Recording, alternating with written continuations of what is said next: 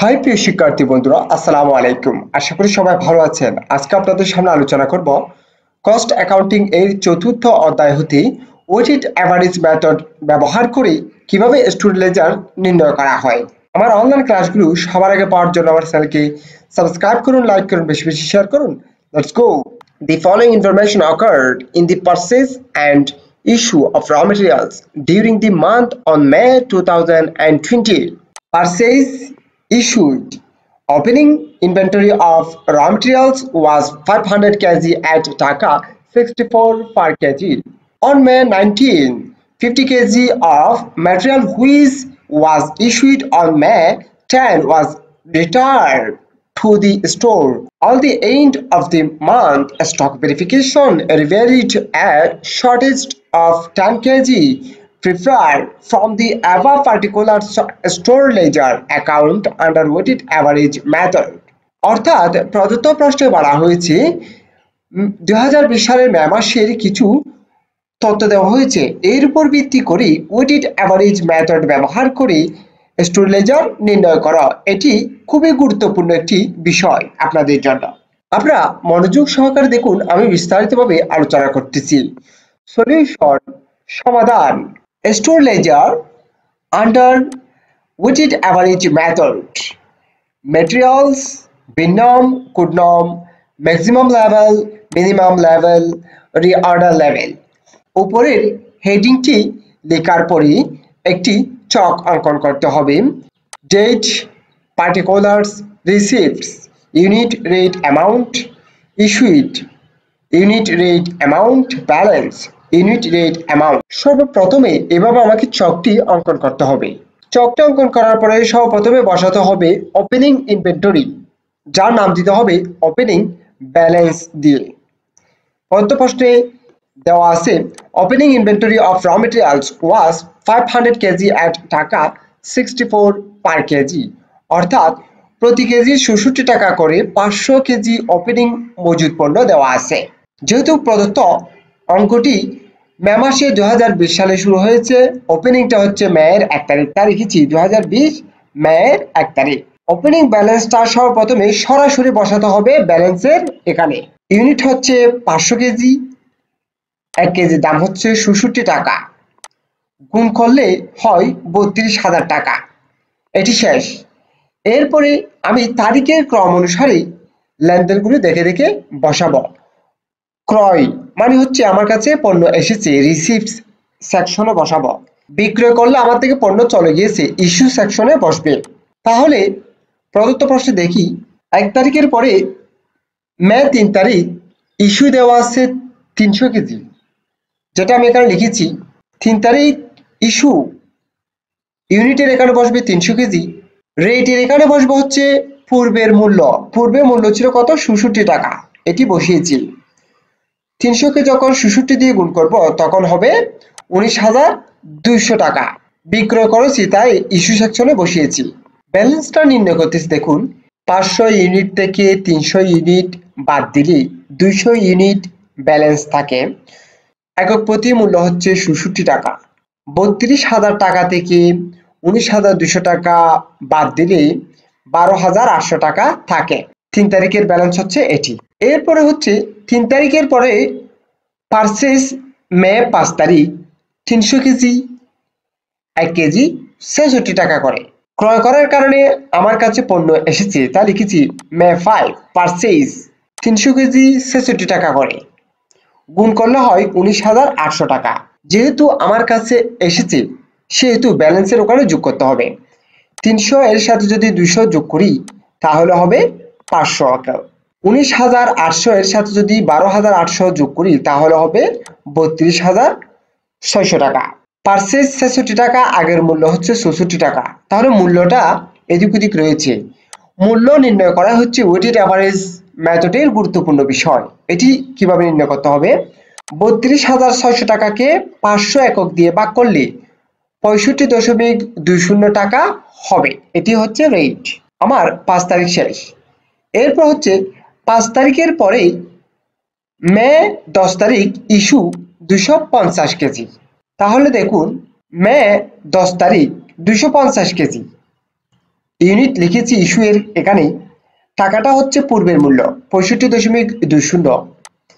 65.20 এর সাথে যদি 250 গুণ করি তাহলে হবে 16,300 টাকা। এই 16,300 টাকা 32,600 টাকা থেকে বাদ দিলে 16,300 টাকা হয়। 500 একক থেকে 250 একক বাদ দিলে 250 একক হয়। মূল্যটা হবে পূর্বের মূল্য, ইস্যু করেছি তাই। পারচেজ করলে নতুনভাবে মূল্যটা নির্ণয় করতে হয়। 10 তারিখ শেষ। এরপর হচ্ছে 12 তারিখ ক্রয় করেছে 300 কেজি ৬৬ টাকা করে। ক্রয়ের কারণে পণ্য এসেছে তা লিখেছি পারচেজ 300 কেজি ৬৬ টাকা করে। মোট টাকা হচ্ছে 19,200 টাকা। 19,200 টাকা এর সাথে যোগ করতে হবে 16,300 টাকা, তাহলে হয় 35,500 টাকা। পূর্বের 250 একক এর সাথে বর্তমানের 300 একক যোগ করলে হয় 550 একক। 35,500 টাকাকে 550 একক দিয়ে ভাগ করলে 64.5455 হয়। এটি হচ্ছে রেট। 12 তারিখ শেষ। এরপরে আছে 15 তারিখ ইস্যু 300 কেজি, তাই লিখেছি 15 তারিখ ইস্যু করেছি 300 কেজি। টাকাটা হচ্ছে পূর্বের মূল্য ৬৬.5455। এটি যদি 300 এর সাথে গুণ করি তাহলে হয় 19,367 টাকা। ব্যালেন্স নির্ণয় করতে হবে। 550 থেকে 300 বাদ দিলে 250 হয়। 35,500 টাকা থেকে 19,367 টাকা বাদ দিলে 16,136 টাকা হয়। রেট হবে আগেরটা, অর্থাৎ ইস্যু করলে রেট এর কোনো পরিবর্তন হবে না। 15 তারিখ শেষ। এরপরে দেখুন 17 তারিখ আবার ইস্যু করা হয়েছে 100 কেজি, তাই আমি এখানে লিখেছি 17 তারিখ ইস্যু 100 কেজি। রেট হচ্ছে ৬৬.5455। 100 এর সাথে গুণ করলে 6,455 টাকা হয়। ব্যালেন্স নির্ণয় করতে হবে। 250 থেকে 100 বাদ দিলে 150। রেটটা হুবহু বসে যাবে। টাকা হচ্ছে 16,136 টাকা। এখান থেকে বাদ দিতে হবে 6,455 টাকা, তাহলে হয় 9,681 টাকা। 17 তারিখের পরে এখানে একটা লেনদেন হয়েছে। যেমন দেখুন, on May 19, 50 kg material which was issued on May 10 was returned to the store. অর্থাৎ এখানে বলা হয়েছে মেয়ের 10 তারিখ ইস্যুকৃত পণ্য থেকে মেয়ের 19 তারিখ 50 কেজি ফেরত এসেছে। ফেরত আসা মানে আমি পেয়েছি, সেজন্য এখানে এটি আবার লিখতে হবে। তাহলে দেখুন 19শে মে রিটার্ন টু স্টোর। রিটার্ন করার কারণে আমার এখানে চলে গোডাউনে 50 একক লিখেছি। কত তারিখে ইস্যুকৃত পণ্যটি? 10 তারিখে। তার মূল্য ছিল 65.20, তাই এই মূল্যটি এখানে লিখতে হবে। 50 এর সাথে গুণ করলে হয় 3,260 টাকা। ব্যালেন্স এর সাথে যোগ করতে হবে 9,681 টাকা। এর সাথে টাকাটা যোগ করলে হবে 12,941 টাকা, এবং 150 এর সাথে যদি 50 যোগ করি তাহলে হবে 200। এই 200 দিয়ে ভাগ করতে হবে 12,941 কে, তাহলে হবে 64.705। এটি হচ্ছে রেট। পারচেজ করি বা রিটার্ন করি, আমার কাছে পণ্য এসেছে, সেক্ষেত্রে আমাকে রেটটা নির্ণয় করতে হবে, ইস্যু করলে করতে হবে না। 19 তারিখ শেষ। এরপর হচ্ছে 24শে মে পারচেজ করেছে 200 কেজি 67 টাকা করে। তাই লিখেছি 24শে মে পারচেজ 200 একক 67 টাকা, 13,400 টাকা। ব্যালেন্স নির্ণয় করতে হবে। 200 এর সাথে 200 যোগ করলে হবে 400। 12,941 এর সাথে 13,400 টাকা যোগ করলে হবে 26,341 টাকা। 26,341 টাকাকে যদি 400 দিয়ে ভাগ করি তাহলে হবে 65.8525 টাকা। এটি হচ্ছে রেট। এরপরে পরবর্তী প্রশ্নে আবার দেয়া আছে 27 তারিখ 210 কেজি ইস্যু করা হয়েছে। তা লিখেছি 27 তারিখ ইস্যু 210 কেজি, রেট হচ্ছে পূর্বের মূল্য, গুণ করে মূল্য পেয়েছি 13,829 টাকা। ব্যালেন্স নির্ণয় করেছি 400 থেকে 210 একক বাদ দিলে হয় 190 একক। 26,341 টাকা থেকে যখন 13,829 বাদ দেওয়া হবে তখন হবে 12,512 টাকা। এরপরে প্রশ্ন আরো কি দেওয়া আছে দেখি। পারচেজ এবং ইস্যু, ওপেনিং ব্যালেন্স, রিটার্ন লেখা শেষ। এরপরে সর্বশেষে দেওয়া আছে all the end of the month stock verification revealed a shortage of 10 KG, অর্থাৎ যখন মাস শেষে মূল্যায়ন করা হয়েছে সেক্ষেত্রে 10 কেজি শর্ট পড়েছে, যেটি আমাকে এখান থেকে আবার গোডাউন থেকে ইস্যু করতে হবে। তাই লিখেছি 31শে মে শর্টেজ 10 কেজি, টাকা হচ্ছে পূর্বের মূল্য, বসিয়ে দিয়েছি। 10-এর সাথে মূল্যের গুণ করলে হয় অ্যামাউন্ট 658.525 টাকা। ব্যালেন্সটা নির্ণয় করতে হবে। 190 থেকে 10 বাদ দিলে হয় 180 একক।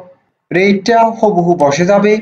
ব্যালেন্স নির্ণয় করতে হবে 12,512 থেকে 658.525 বাদ দিলে 11,853 টাকা হয়।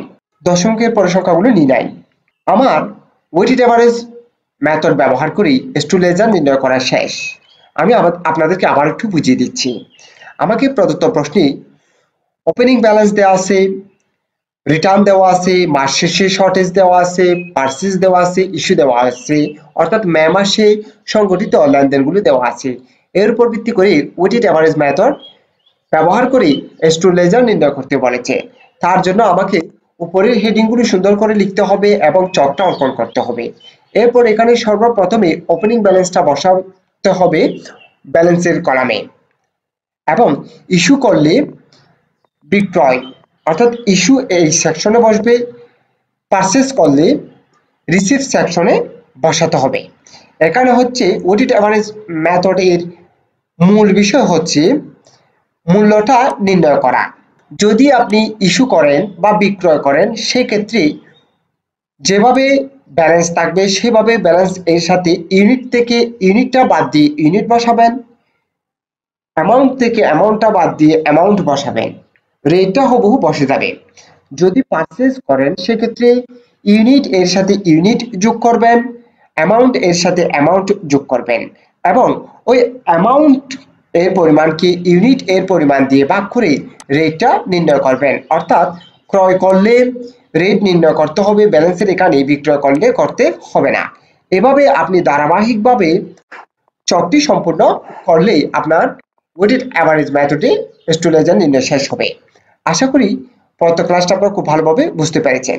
যদি আমার ক্লাসগুলি থেকে আপনাদের সামান্য পরিমাণ উপকৃত হয়ে থাকেন, আমার অনলাইন ক্লাসগুলি সবার আগে পাওয়ার জন্য আমার চ্যানেলকে সাবস্ক্রাইব করুন, লাইক করুন, বেশি বেশি শেয়ার করুন। সুস্থ থাকুন, নিরাপদে থাকুন। আসসালামু আলাইকুম।